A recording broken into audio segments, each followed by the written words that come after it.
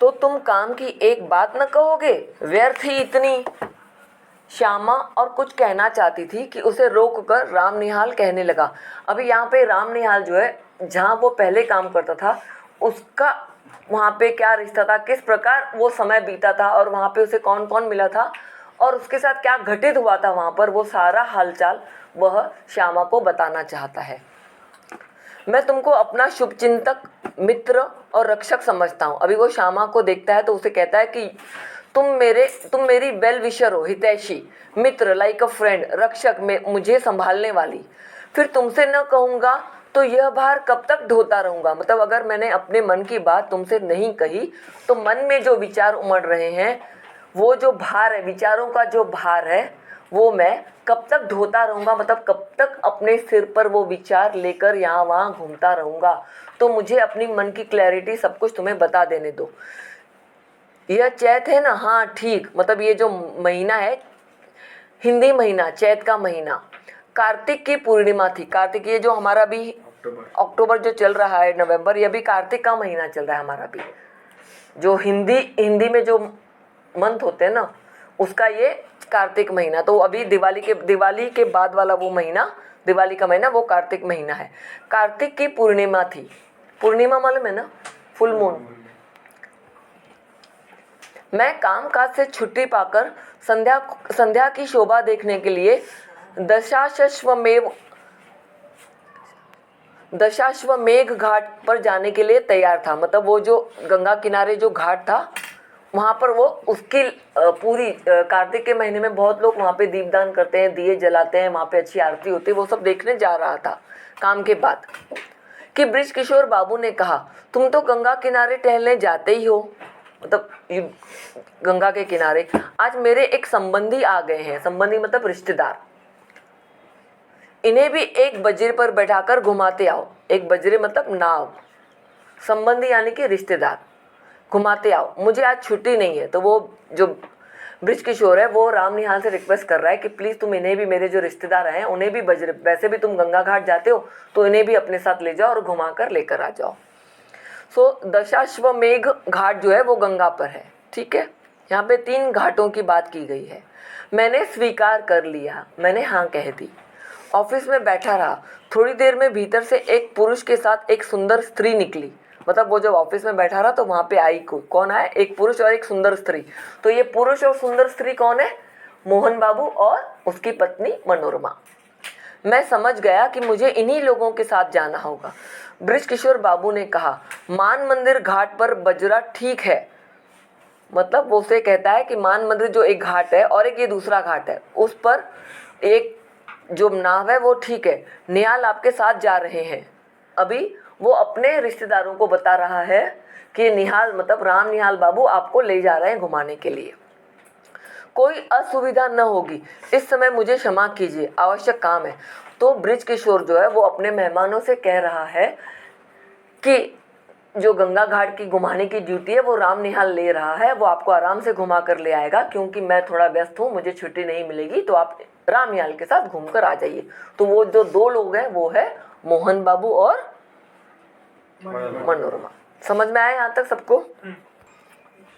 पुरुष के मुंह पर की रेखाएं कुछ तन गई। मतलब वो जैसे थोड़ा सा स्ट्रेसफुल हो गया। रेखाएं मतलब फेस जो था जैसे कुछ अकड़ सा गया। बिकॉज आपको जो जैसे मैंने बताया कि मोहन बाबू थोड़े तनावग्रस्त रहते हैं, थोड़े एंशियस रहते हैं। स्त्री ने कहा, अच्छा है, आप काम कीजिए, हम लोग तब तक घूम आते हैं। हम लोग मान मंदिर पहुंचे। अभी यहाँ पे हम लोग कौन कौन है बताओ? राम निहाल, मनोरमा और मोहन। हाँ, बजरे पर चांदनी बिछी थी। चांदनी बिछी थी मतलब बजरे पर जैसे बैठे थे ना, तो आकाश में पूरे सुंदर से तारे नजर आ रहे थे। पुरुष मोहन बाबू जाकर ऊपर बैठ गए। वो जाकर, और एक होता है ना कभी सीढ़ियाँ चढ़कर ऊपर भी होता है बैठने की जगह, तो वहाँ बैठ गए। पैड़ी लगी थी। पैड़ी मतलब सीढ़ी, लैडर। मनोरमा को चढ़ने में जैसे डर लग रहा था, उसे ऊपर चढ़ने में डर लग रहा था। मैं बजरे के कोने में खड़ा था। हाथ बढ़ाकर मैंने कहा, आप चले आइए, कोई डर नहीं। तो जैसे वो कॉर्नर पे खड़ा था तो इससे भी राम निहाल ने उसको हाथ दिया कि आप मेरा हाथ पकड़ के ऊपर आ जाइए। उसने हाथ पकड़ लिया। ऊपर आते ही मेरे कान में धीरे से उसने कहा, जैसे वो ऊपर गई तो उसने धीरे से राम निहाल के कान में कहा। किसने? मनोरमा ने। मेरे पति पागल बनाए जा रहे हैं, कुछ कुछ हैं भी, तनिक सावधान रहिएगा, नाव की बात है। तो वो अपने पति की मेंटल स्टेट के बारे में राम निहाल से कहती है कि मेरे पति को पागल करार किया जा रहा है, वो थोड़े से एंग्शियस या एंग्जाइटी में भरे हुए भी हैं, उनकी मेंटल स्टेट अच्छी नहीं है, तो ये नाव की बात है, सो बी केयरफुल। यहाँ तक समझ में आई? मैंने कह दिया कोई चिंता नहीं, किंतु ऊपर जाकर बैठ जाने पर भी मेरे कानों के समीप उस सुंदर मुख का सुरभित निश्वास अपनी अनुभूति दे रहा था। तो राम निहाल के कान में जैसे उस मनोरमा ने इतनी हल्के से एकदम अच्छे से बात कही, तो उसके कानों में जैसे उसकी सुंदरता और उसका प्यारा आवाज़, जैसे राम निहाल को लगा wow such a beautiful lady and talking to me, जैसे वो विस्पर कर रही मेरे कान में आकर, तो उसको एक अलग ही फीलिंग आ गई। अभी सुरभित मतलब एकदम सुगंधित, जैसे उस स्त्री की खुशबू, उसके निश्वास मतलब एक गहरी सांस लेकर वो उसका स्पर्श याद करने लगा। कौन? राम निहाल। अनुभूति दे रहा था मतलब एक्सपीरियंस दे रहा था। मैंने मन को शांत किया। किसने?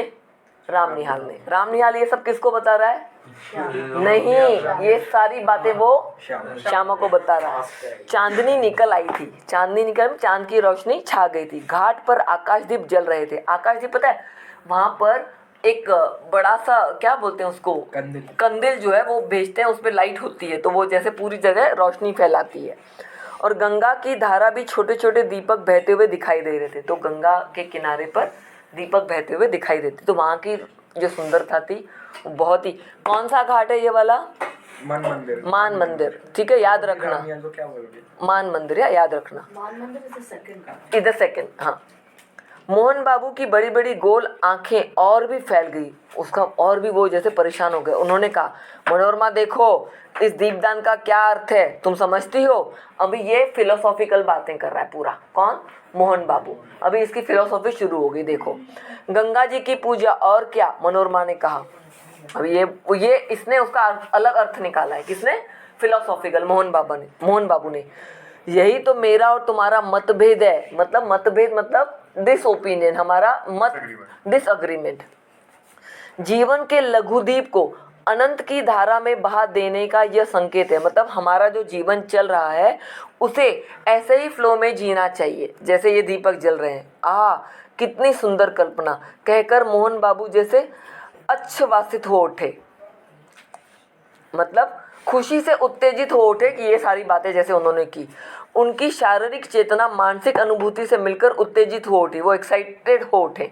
मनोरमा ने मेरे कानों में धीरे से कहा, देखा ना आपने, मतलब कितना उसने जो बात कही, फिलोसॉफिकल जो बात कही कि जीवन के लघुदीप को अनंत की धारा में, मतलब हमारा जो जीवन है, छोटा सा जीवन है, उसे हमने जैसे नदी फ्लो करे वैसे ही बहाकर चलना चाहिए। ऐसी बात कहकर वो बहुत खुश हो गए। तो ये बात भी वो मनोरमा राम निहाल को कान में बता रही है।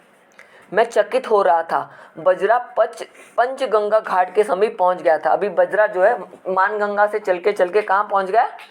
पंचगंगा घाट के समीप पहुंच गया। तब हंसते हुए मनोरमा ने अपने पति से कहा, और ये बांसों में जो टंगे हुए दीपक है, मतलब जैसे लैंटर्न जैसे होते हैं, जो बांस जिसको कहते हैं, ये बैम्बू में जो है उधर जो दीपक टंगे हुए, उसके बारे में आप क्या कहोगे? उन्हें आप क्या कहेंगे? तुरंत ही मोहन बाबू ने कहा, आकाश भी असीम है, इनफाइनेट। मतलब जीवन दीप को उसी ओर जाने के लिए भी यही संकेत है। मतलब आखिर हमें भी जैसे असीम आकाश है, हमारा जीवन भी आखिर एक दिन वहीं जाना है। असीम आत्मा कभी मरती नहीं, असीम है। फिर हाँफते हुए उन्होंने कहना आरंभ किया। हाँफते मतलब तुम लोगों ने मुझे पागल समझ लिया है, मैं यह जानता हूँ। ओ संसार की विश्वासघात की ठोकरों ने मेरे हृदय को विक्षिप्त बना दिया है, मुझे उससे विमुख कर दिया है। किसी ने मेरे मानसिक विप्लवों में मुझे सहायता नहीं दी। मैं ही सबके लिए मरा करूँ। मैं अब नहीं सह सकता, मुझे अकपट प्यार की आवश्यकता है। जीवन में वह कभी नहीं मिला। तुमने भी मनोरमा कभी मुझे प्यार नहीं किया। तो यहाँ पर अभी वो व्याकुल हो उठे, मोहन बाबू परेशान हो उठे, और वो कह रहे हैं कि संसार जो है विश्वासघात, मतलब मुझसे धोखा किया है उन्होंने। कभी भी मेरे दुखी दिल को, विक्षिप्त मतलब परेशान दिल को किसी ने भी समझा नहीं, उसे धोखा ही दिया, उसे चीट ही करता रहा। और मुझे सबने दूर कर दिया। किसी ने मेरी मनस्थिति मतलब मानसिक स्थिति को मेरे अंदर ऊपर मेरे मन में उठ रहे विचार ऊपर और नीचे होते रहे, पर मेरी किसी ने भी सहायता नहीं की। मैं सबके लिए मरा लेकिन कोई भी मुझे किसी ने भी मेरी सहायता नहीं की। मुझे अकपट प्यार की आवश्यकता है, मतलब unconditional love, I need unconditional love, लेकिन जीवन में वो भी मुझे कभी नहीं मिला। वो मनोरमा से भी ये कंप्लेन कर रहा है कि मुझे तुमसे भी वो अनकंडीशनल लव कभी नहीं मिला, हर बार जैसे गिव एंड टेक वाला रिलेशन ही रहा।